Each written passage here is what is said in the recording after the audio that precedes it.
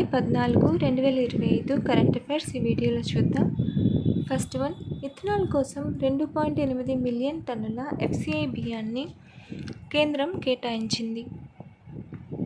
స్వచ్ఛమైన ఇంధన పరివర్తనను వేగవంతం చేయడానికి ఒక ముఖ్యమైన చర్యలో భాగంగా భారత ప్రభుత్వం ఇథనాల్ సరఫరా సంవత్సరం 2024-25లో ఇథనాల్ ఉత్పత్తి కోసం 2.8 మిలియన్ టన్నుల భారత ఆహార సంస్థ FCI బియ్యాన్ని అదనంగా కేటాయించడానికి ఆమోదం తెలిపింది.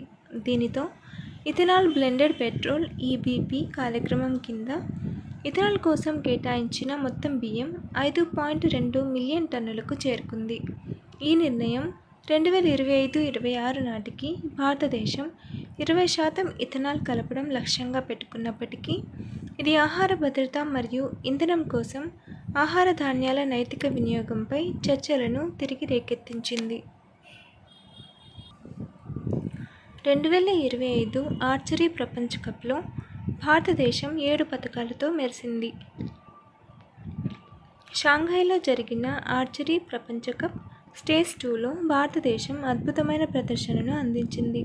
2 స్వర్ణాలు, 1 రజతం మరియు 4 కాంస్యాలతో సహా మొత్తం 7 పతకాలను గెలుచుకుంది.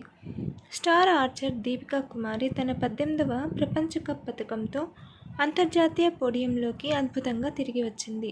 అయితే పెరుగుతున్న ప్రతిభ కలిగిన పార్థ్ సలుంఖే తన మొదటి సీనియర్ స్థాయి కాంస్య పతకాన్ని సాధించి క్రీడలో భారతదేశం యొక్క పెరుగుతున్న బలాన్ని మరియు లోతును ప్రదర్శించింది.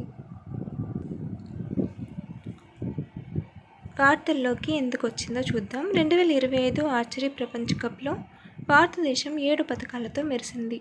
ఈవెంట్ ఆర్చరీ ప్రపంచ కప్ స్టేజ్ 2 షాంఘైలో జరిగింది. మొత్తం పతకాలు 7 గెలిచింది. 2 స్వర్ణం, 1 రజతం, 4 కాంస్యం. స్టార్ పెర్ఫార్మర్లు దీపికా కుమారి, పార్థ్ సలుంఖే, డి మధుర. ప్రాముఖ్యత: భారతదేశ ప్రపంచ విలువిద్య హోదాను బలోపేతం చేయడం. బలమైన ఈవెంట్లు: కాంపౌండ్ టీం మరియు వ్యక్తిగత ఈవెంట్లు. జవార్లో 3,706 కోట్లతో HCL ఫాక్స్కాన్ చిప్ ప్లాంట్కు జాతీయ మంత్రివర్గం ఆమోదం తెలిపింది. ఉత్తరప్రదేశ్లోని జవార్లో సెమీ కండక్టర్ అసెంబ్లీ మరియు ప్యాకేజింగ్ ప్లాంట్ను స్థాపించడానికి HCL మరియు ఫాక్స్కాన్ మధ్య 3,706 కోట్ల జాయింట్ వెంచర్ను కేంద్ర మంత్రివర్గం ఆమోదించింది. ఇది భారతదేశం యొక్క 76,000 కోట్ల సెమీ కండక్టర్ మిషన్ కింద 6వ సెమీ కండక్టర్ ప్రాజెక్ట్ మరియు యూపీలో ఈ రకమైన మొదటిది. 2027లో ఉత్పత్తిని ప్రారంభించాలని షెడ్యూల్ చేయబడిన ఈ సౌకర్యం 2,000 ఉద్యోగాలను సృష్టిస్తుందని మరియు భారతదేశ స్థానిక చిప్ డిమాండ్లో దాదాపు 40% తీర్చడానికి దోహదపడుతుందని భావిస్తున్నారు. కేంద్ర మంత్రివర్గం ఇటీవల ఇండియా సెమీ కండక్టర్ మిషన్ కింద కొత్త సెమీ కండక్టర్ ప్లాంట్ను ఆమోదించింది. ఇది HCL మరియు ఫాక్స్కాన్ మధ్య ఒక JV చిప్ అసెంబ్లీ మరియు ప్యాకేజింగ్పై దృష్టి సారించింది. ఈ ప్లాంట్ ఉత్తరప్రదేశ్లోని జవార్లో ఏర్పాటు చేయబడుతుంది మరియు 2027 నాటికి కార్యకలాపాలను ప్రారంభించే అవకాశం ఉంది. ఇది స్థానిక ఉత్పత్తి, ఉపాధిని గణనీయంగా పెంచుతుంది మరియు భారతదేశ చిప్ సరఫరా గొలుసును బలోపేతం చేస్తుంది. పెట్టుబడి మొత్తం 3,706 కోట్లు. ప్రభుత్వ ప్రోత్సాహకాల నుండి 1,500 కోట్లు. ఈ మధ్య కాలంలో భారతదేశం బొగ్గు దిగుమతుల్లో 9.2% తగ్గుదల నమోదు చేసింది.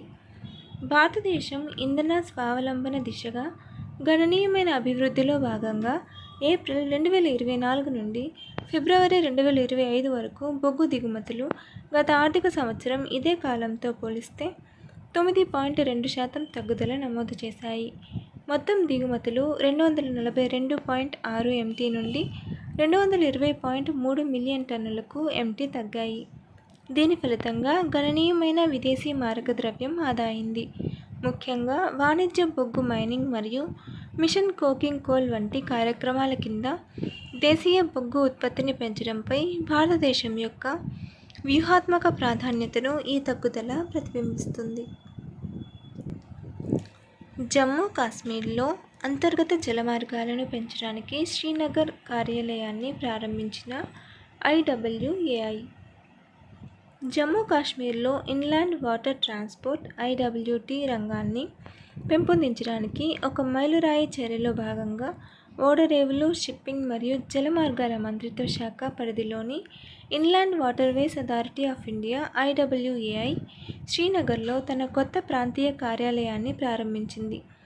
కేంద్రపాలిత ప్రాంతంలో ఆర్థిక కార్యకలాపాలను ప్రోత్సహించడానికి మరియు పర్యావరణ పర్యాటకాన్ని ప్రోత్సహించడానికి నదీ ఆధారిత కనెక్టివిటీని ఉపయోగించుకునే దిశగా ఈ చొరవ ఒక వ్యూహాత్మక అడుగును సూచిస్తుంది. ప్రపంచవ్యాప్త వేడుకలను స్థిరంగా నిర్ధారించడానికి ప్రభుత్వం సెప్టెంబర్ 23ని ఆయుర్వేద దినోత్సవంగా నిర్ణయించింది. సాంప్రదాయ భారతీయ వైద్యం యొక్క స్థిరత్వం మరియు ప్రపంచ గుర్తింపును పెంపొందించే ముఖ్యమైన చర్యలో భాగంగా భారత ప్రభుత్వం సెప్టెంబర్ 23ని ఆయుర్వేద దినోత్సవంగా అధికారికంగా ప్రకటించింది.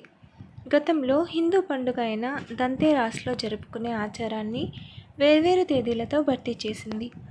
ఈ మార్పు ఆచార లాజిస్టిక్లను క్రమబద్ధీకరిస్తుందని మరియు ఆయుర్వేద దినోత్సవాన్ని ప్రపంచవ్యాప్తంగా సంబంధిత మరియు ప్రతీకాత్మకంగా గొప్ప తేదీ అయిన శరదృతువు విషువత్తుతో సమలేఖనం చేస్తుందని భావిస్తున్నారు.